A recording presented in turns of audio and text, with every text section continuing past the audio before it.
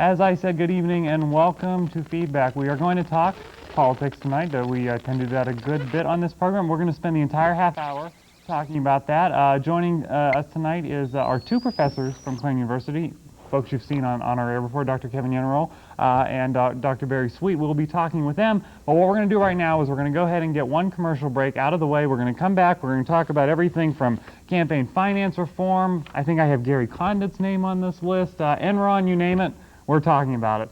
Stay with us. Feedback continues after the break.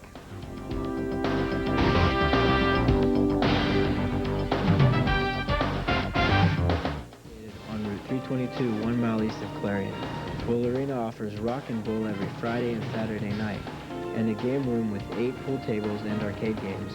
Bull Arena also offers bumper bowling for kids' birthdays and league play for adults. Call 764-3471. Again, that's 764-3471. This portion of the programming was made possible through a grant by the Captain Loomis Hotel and Restaurant. The Captain Loomis Hotel and Restaurant is located at 540 Main Street in Clarion and offers dining as well as a nightclub. The restaurant and nightclub are open 7 days a week for your convenience. Call the Captain Loomis Hotel and Restaurant, 226-8400.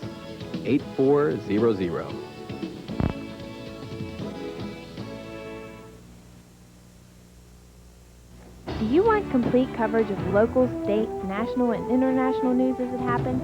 Good evening, everyone, and welcome to TV5 News Live. Then tune in to Clarion's very own TV5 News Live for complete coverage of the Clarion area and our world. TV5 News crews join with crews from the world's news leader, CNN, to provide complete coverage of the day's events. With advanced satellite capabilities, TV5 News can bring you the latest news as it happens. So tune in every Tuesday, Wednesday, and Thursday evenings for Clarion's very own TV5 News Live.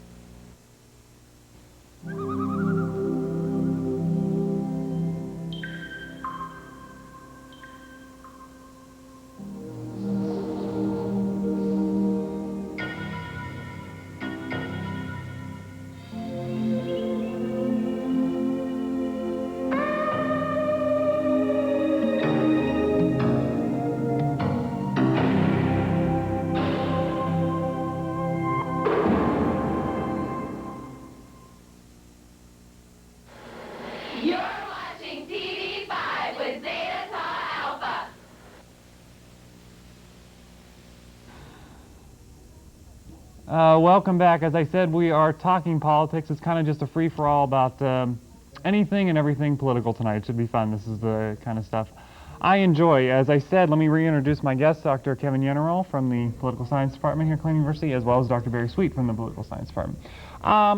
Let's briefly hit upon campaign finance reform. We're all of a sudden, we're hearing about it again. Maybe we're hearing about it because of Enron or whatever, but it's going to go for a vote tomorrow.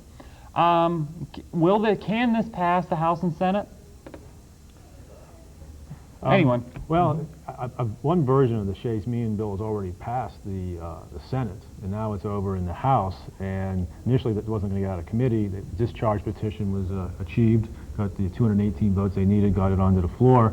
And now, I think the next couple of days, you're going to see efforts to amend it, and amend it in a way that might possibly kill it. At least that's what the opponents are hoping for. In fact, some of the Republicans are talking about restoring Shays-Meehan to its original form when it first went to the Senate, and the Senate changed it, took a few things out because they found some items unacceptable. So now there'll be an effort to put those back in, and the idea that if it gets through the House in that form, then it won't get back through the Senate again.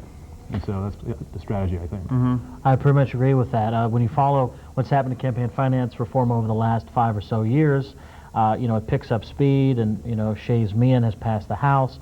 Some versions of it have passed the Senate, but inevitably, runs into difficulty when the amendment process begins, because then if you want to kill legislation, the best thing to do is to put on these poison amendments that offend constituency groups either on the left or the right, and I would think that's going to happen again. So I would not be too optimistic that it's going to pass. I kind of got the sense for a while that the whole Enron thing was going to possibly make this pass. That we're going to see renewed focus on it because people were saying, look, there is too much money in this. Am I wrong in thinking that was possible because of Enron? Well, I think the Enron debacle certainly got the 218 votes to get the discharge petition and then get it onto the floor. But I think once again, it'll be amended to death. And if anything ever does get through both chambers, it'll be a much watered down bill. I think the Enron situation, as Barry mentioned, did help push it a bit, because certainly if you believe there's too much money in politics and you believe that interest groups with a lot of money have more power and more access than those that don't, and there is some research to show that that's the case, though the political scientists debate it, then you would be in favor of campaign finance reform. Certainly John McCain, Christopher Shays from Connecticut, most of the liberals in Congress and the Senate are in favor of it, and Thad Cochran, actually a conservative from Mississippi, has signed on to it. But it hasn't been successful yet in passing. But Enron, I think, certainly has brought more attention to it, because Enron has friends in high places in the Bush administration, just as there are some groups that have friends in high places in the Democratic administration. But, Kenneth Lay and Enron is pretty closely tied to the Bush administration. Whether or not that caused any undue influence, there at least is a perception of it, and because of that, you can score political points with it and then try to pass campaign finance reform. Well, speaking of Enron, Ken Lay came out and pleaded the fifth today. The other day, one of the stories we had, they actually did it quite humorously. They showed back-to-back each new executive saying, I, on vice of counsel, take the fifth. And last Thursday on this program, I was talking about political versus economical story. I see Enron as we need to learn about the economics of this. We need to learn about, how do we fix corporations in this? Enron put all this money into politics. I mean, I don't think anyone can disagree with that. But is it turning too political, maybe? Or is it that's just gonna happen? I think a lot of these hearings are being called for grandstanding. It's a good time to get on there and blast these executives. It's good for the constituency. They like to see that. They want to see somebody go after these people. But I think in terms of, Dr. Yenerall mentioned that the Bush administration's had some close ties with Enron. You have to remember that the Enron gave about $500,000 to Democrats and about $1.1 million to the Republicans. It took 2 to 1 to Republicans, but both of them are bathed in Enron money. Sure. So it'd be kind of hard, I think, to smear each other too much with that. So I think it really is more grandstanding right now, but I think it will end up being more of a financial story, and there will be some new rules coming down in terms of accounting, in terms of auditing versus consulting, how 401k plans are managed. So I think there will be some results, but I'm not sure it's overly political. It's just being made that way. I think it has a lot of political ramifications for a number of reasons, not just because of campaign finance reform, but legislation to protect pensions. And remember, a lot of people lost their savings over this, and a very few people at the top made out like bandits. And so that's going to push, for the public to ask Congress, to ask the Senate to do something about it. Both parties do get a lot of Enron money, but the problem the political problem for the Bush administration is they're bathed in more money than the Democrats. George Bush's campaign plane was lent to him, was given to him by Lay. He was reimbursed to some degree for it, but he flew from town to town on Lay's plane. Lay gave much more money to George W. Bush than Ann Richards when Bush was governor of Texas. Enron executives really had a de facto, really had a vote for cabinet positions in the Bush administration. Whether or not certain people would serve in the administration, Kenneth Lay and some others had quite a bit of say. Spencer Abraham wouldn't be the energy secretary if they had some of those folks, including Kenneth Lay, had not signed off on it. So they have an awful lot of influence. Whether or not it's undue influence or too much, well, that's why there's hearings. All hearings are generally political. Democrats are wanting to score political points. Republicans want to score political points with Whitewater. The question is there any smoking gun here? Did the money buy favors? Did the Bush administration know more than they say they knew? And could they have done something about it? We don't know, all right? And so I'll be curious to see what happens. But definitely I think pensions and 401ks, there might be some good legislation to come out of this to protect people.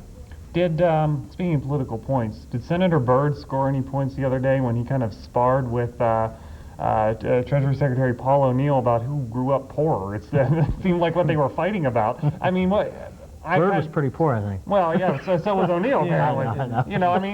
I I was watching that, I was laughing at it. I just couldn't believe that they did that, and it was probably live on CNN in the afternoon for half the country to laugh at. I mean, what was your take on that? I don't think either person got the upper hand on that. I think they both look sort of foolish, bragging about who was poor. You know, they both said they had homes without electricity, without water. They had outhouses. And then finally, you know, Bob Byrd at the end said his ladder had no rungs. You know, so it was. I don't know how admirable that was. I don't think either one got the upper hand. I'd like to sort of know how that started, because they only showed clips of it. They didn't really show us how that all got started. I admit, Mark, I didn't see the who was poor debate, although they both do pretty darn well right now. Yeah, really. Byrd is an institution in West Virginia when you look at all the jobs that he's brought back to West Virginia and so forth. So, you know, Byrd's an interesting character. He was very poor. He also, as a young man, was a member of the Klan many years ago. But not surprising, Byrd's a pretty populist Democrat, particularly on budget issues. He's not a fan of the Bush budget and the tax cut and the fiscal policies, supply-side fiscal policies. So not surprising to see him go after Paul O'Neill, but it's safe to say they're both in pretty good shape financially now. I like Bob Byrd because of him dressing down Rick Santorum years ago in an elevator after Santorum yelled at the Republican leadership and Senator Hatfield, but that's getting into minutia from 7 years ago. But anyway, well, I mean, you know, I did think the whole exchange was silly, but O'Neill, I think, could almost afford to do it because, well, he's appointed to that position. I mean, no one's going to vote him into it. Is it not even worth discussing Bob Byrd saying these things, because his constituents going to hold that against him? Is it even worth bringing that point up? Do they care? I mean, because you're right. Look what he brings to that.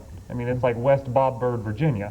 Well, I lived in West Virginia for a number of years, and he certainly is a legend down there. And excuse me. I think he's bulletproof in terms of elections. No one's going to unseat Bob Byrd until he decides to retire. So I don't think there's any problem there. I think one reason why O'Neill's been picked on a lot, not just by Byrd, but by a lot of people in Congress, is you can't pick on the president right now when he's riding 80-some% approval rating, so you pick on his henchmen. And O'Neill really isn't a very attractive guy. He's not like Colin Powell or Rumsfeld, and so I think he's somebody easy to sort of beat up on, and that's why I think he's been getting a lot of hits lately. That's interesting. Interesting. It's a perfect point. Democrats are in a real problem here, a real politically unsavory position, because they want to go after George W. Bush, particularly on the economy, on taxes, on deficit, on some issues. But George Bush is riding high with 83% approval rating, and that's rubbing off on Republicans in Congress. Even Republicans in Congress are receiving high marks, and that is in large part due to George W. Bush's popularity because of the war on terrorism and so forth. So Democrats are at least hoping by the time we get into the summer and we go into these very pivotal fall elections for the House and the Senate, that some of this will wear off, much like George Bush's father. Whether or not that happens, Democrats don't know, and they're in a real bad pickle of a situation here. How do you speak out against a popular president when you want to hit him on the economy, but he's popular in large part because of the wartime situation? So they have a lot of trouble right now. You beat up on his Treasury Secretary. Mm-hmm. Right, yeah. And Enron. And Enron. I had you guys down here last week for a segment on TV5 News, and one thing unfortunately got cut. We were talking about the State of the Union address, and the thing that got cut was the axis of evil.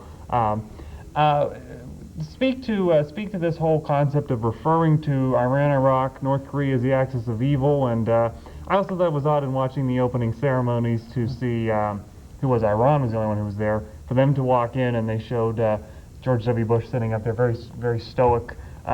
What's your take on that? I mean, on the Olympics and the politics of that? Well, I will tell you an excellent question, Mark. I was puzzled by the axis of evil situation in the State of the Union. Granted, the president was trying to put together really two speeches. One that was primarily wartime, homeland security, and then a little bit, oh, by the way, on the economy. And so I think there was some awkwardness there, but given the amount of attention given to foreign policy and the war on terrorism, I was surprised at the language and the lumping together of North Korea, Iran, and Iraq, particularly North Korea. On one hand, you're talking about Al-Qaeda and terrorist networks, and then you move to other types of enemies and terrorism, and I think you sort of have apples and oranges there with North Korea and Iran and Iraq and lumping them all together. Why not include some other countries as well that are on our list of terrorist nations?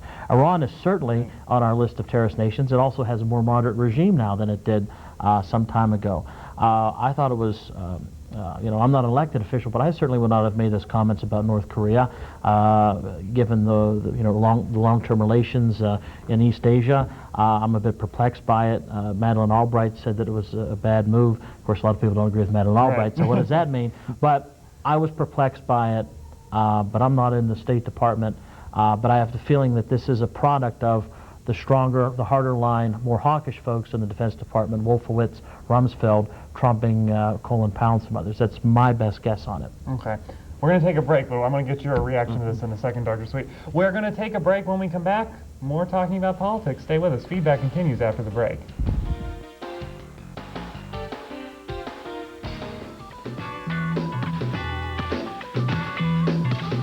I'll take Simmons. Give me Jones, Anderson. Smith, Lightfoot. Bishop, Hernandez. Swifka, Harris. Lavender.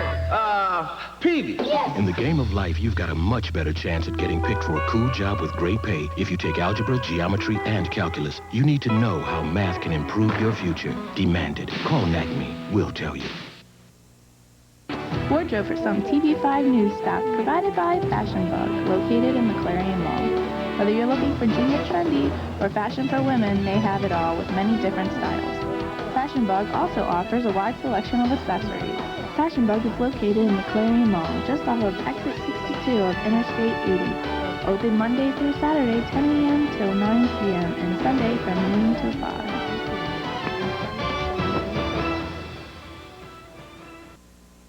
This portion of programming is sponsored by Reese Brothers, located in Drake Square Building in Oil City. Reese Brothers offers competitive hourly wage, plus daily bonuses, flexible scheduling, company sponsored health benefits, and paid professional training. Call today at 1-800-365-3500, extension 684, or 677-9236 for your personal interview, or stop by and visit the Drake Square Building. Reese Brothers, where integrity and technology connect.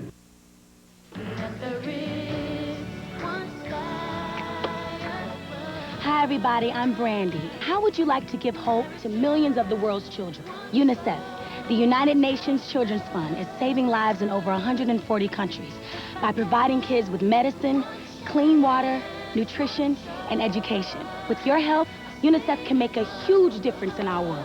For more information, call 1-800-FOR-KIDS. Thank you.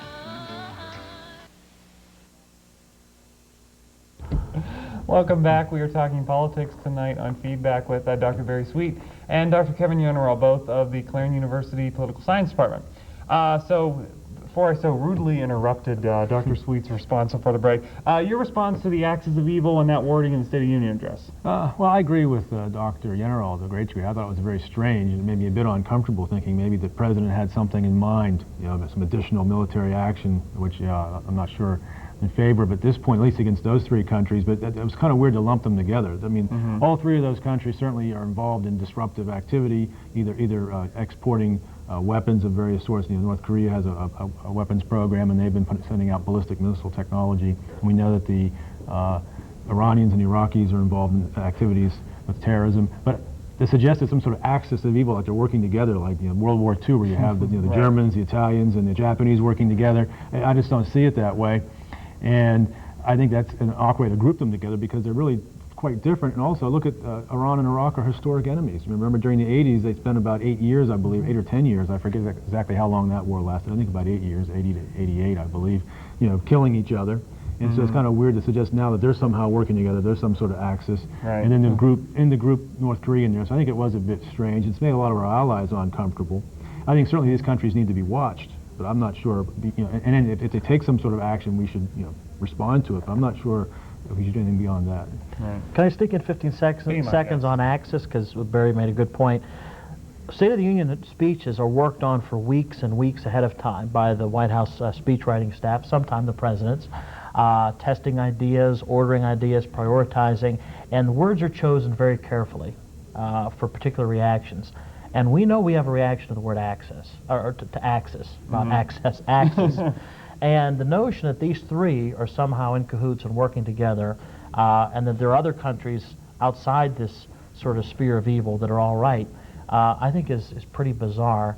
And I think it's what it is. It's a replacement for the phrase rogue states. What was popular for years in the Defense Department and the State Department was to call states rogue states outside of the the realm of regular peace-loving nations, and then they did away with that phrase. But I think this is sort of a replacement phrase for it.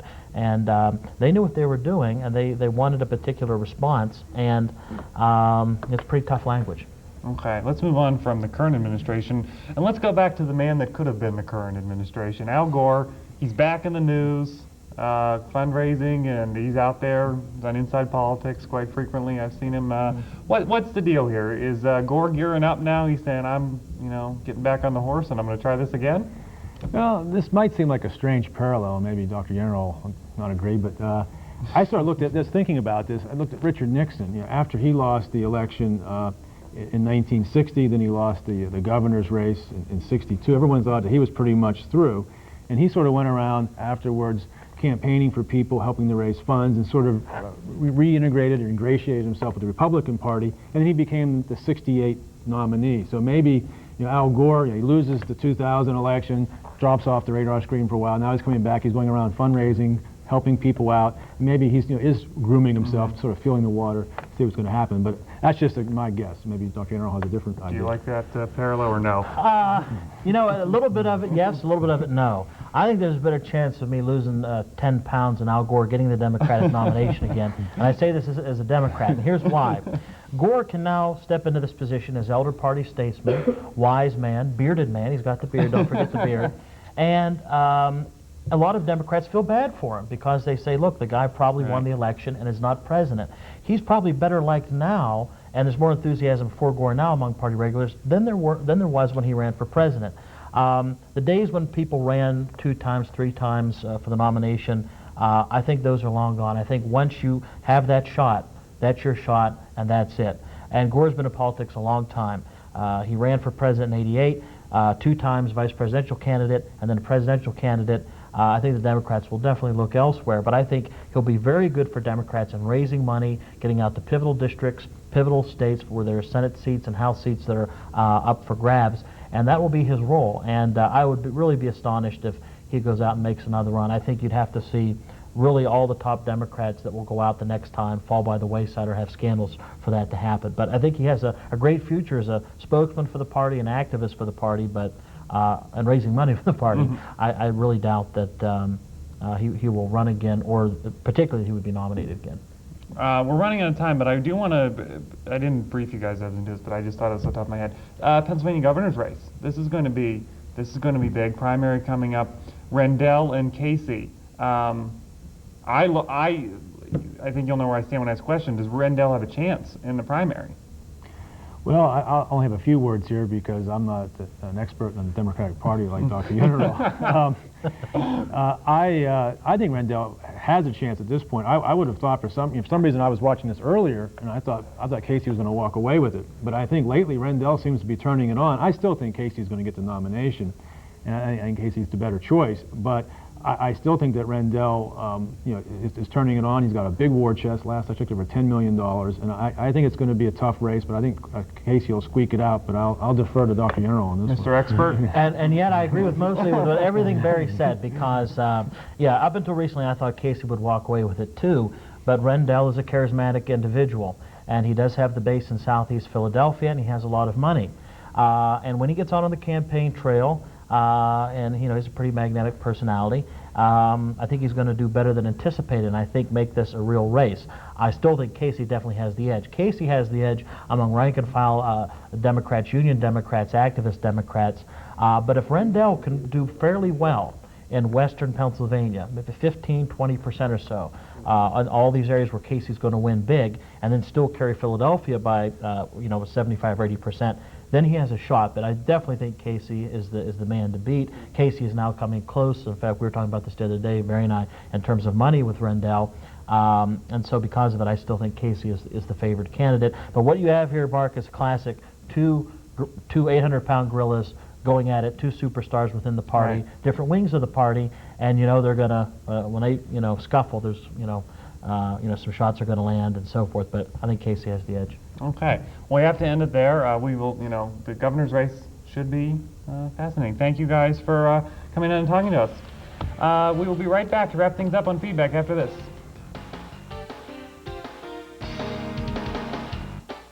Through a grant by Fox's Pizza Den. Fox's Pizza Den is located on Old Route 66 in Clarion and offers all-day delivery. Phone 226-5555. That's 226-5555. Fox's Pizza Den is open 7 days a week for your convenience. Phone 226-5555. Do you want complete coverage of local, state, national, and international news as it happens? Good evening, everyone, and welcome to TV5 News Live. Then tune in to Clarion's very own TV5 News Live for complete coverage of the Clarion area and our world. TV5 News crews join with crews from the world's news leader, CNN, to provide complete coverage of the day's events. With advanced satellite capabilities, TV5 News can bring you the latest news as it happens. So tune in every Tuesday, Wednesday, and Thursday evenings for Clarion's very own TV5 News Live. On September 11th, America faced terrorist attacks of the worst kind. Innocent lives were lost, and a sad cloud was cast over this great nation. These acts were intended to cause fear among all Americans, including our children. But we cannot let that happen. There are things we can do to help our kids. Talk with them, listen to them, tell them they're safe and that they're loved. God bless you, and God bless America. This portion of the programming was made possible through a grant from Clarion Hospital. Clarion Hospital is located off of Exit 9 of Interstate 80. Clarion Hospital offers outpatient services, transitional care, as well as an emergency room open around the clock every day of the year. More than 400 employees and 80 physicians work to serve the community. Call the Clarion Hospital at 226-9500. Clarion Hospital, providing health care to Clarion County and surrounding communities since 1954. Here for the ending shot. And that is it for feedback. Thanks for joining us tonight. I want to thank our political stars, Dr. Kevin Yenerall and Dr. Barry Sweet. Always a good time to chat with them. Coming up on Thursday on this program, Valentine's Day. Show's not totally booked though, but one of the things we're talking about is I did the interview with him yesterday. I told you I wasn't going to tease too much of it last week. I'll tease a little bit now. It's called The Rejection Line. What is that? Watch feedback at 7:30 on Thursday, and don't forget to tune in tomorrow night for TV5 News Live at 7, followed by Sports Night. Have a good night, everybody.